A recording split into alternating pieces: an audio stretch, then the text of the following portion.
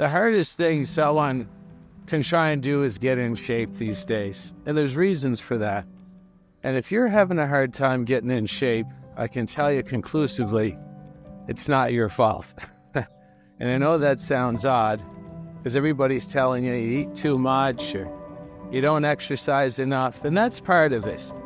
But there's something else going on they're not telling you, is that your body and your mind are designed to always find safety in the bigger group. And there's a part of your mind that you don't know exists that's always out there scanning for what the bigger group is doing. And its scanning procedure is to look out of your eyes and listen through your ears and take in and really identify the most repetitive content of the tribe you're living in. And once it's called your subconscious mind pathway. Now, once the subconscious identifies and tabulates the most repetitive content of the environment you live in, you're either in big trouble or you're going to have an easy time in life. What that means is that if you live in a tribe of overweight, unhealthy, and chaotic people, the repetitive content of those three messages will be pretty high. They'll be pretty high or higher compared to other messages, peace and tranquility and healthy living.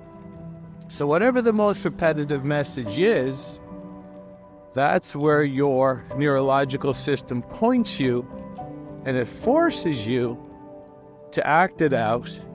And it kind of makes some neurological adaptations where if you go in the direction of the most repetitive content, it gives you like emotional rewards of safety and sort of better emotions.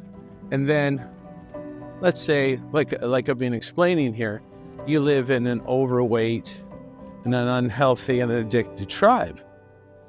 If you go toward being unhealthy, overweight, and addicted, your body is going to send you neurological impulses that's a safe card to play.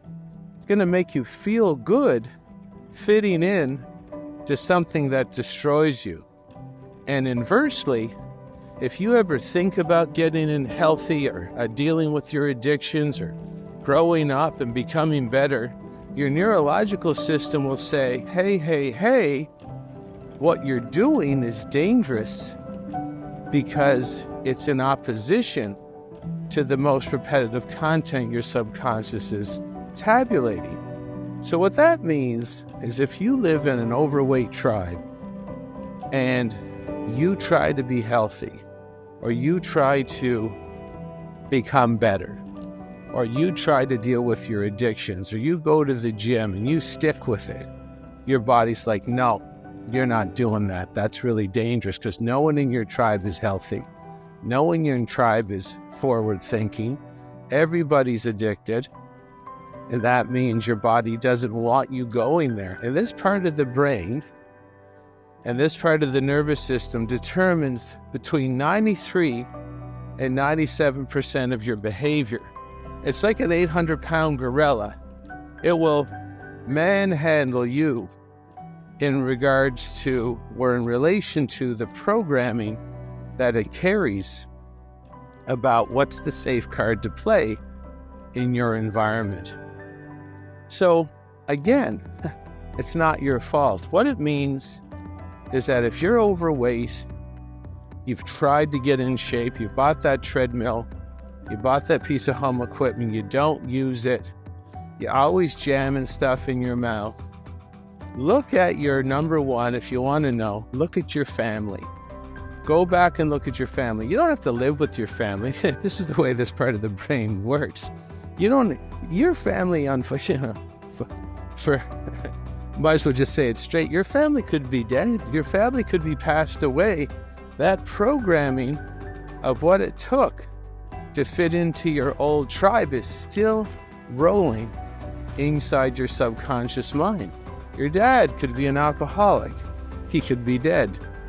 And you're going to feel like you got to drink to fit in to a tribe that no longer exists. This is how weird this part of the brain is. Your mom could smoke.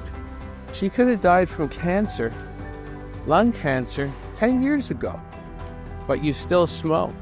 And you don't know why, because you're thinking, my mom died of lung cancer and she smoked. Why am I smoking?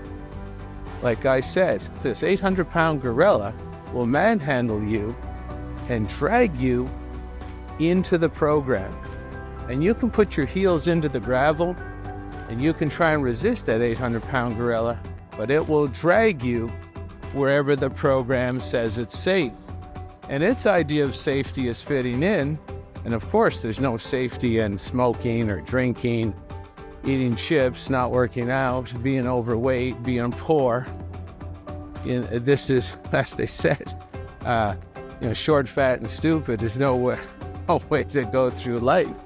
And although people know this, they definitely know this, they can't often fight the programming. They can't fight the 800-pound gorilla because they don't understand the 800-pound gorilla.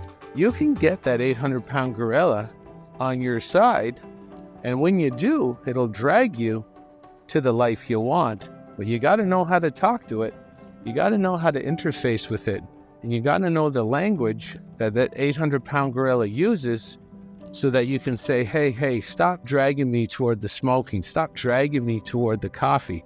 Stop dragging me toward the alcohol. Stop dragging me away from the gym. Drag me to the gym. Drag me to a better life. Drag me to the business I want to start. And drag me out of that job that no longer serves me. And drag me to that relationship that I've always dreamed of.